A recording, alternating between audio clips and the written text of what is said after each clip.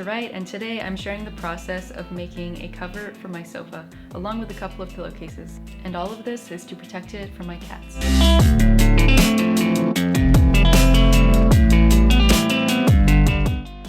Have just been clawing at the sofa. I tried to cover it with blankets and put scratching posts in front of the couch, but they still managed to get under the blankets and sink their nails into the fabric.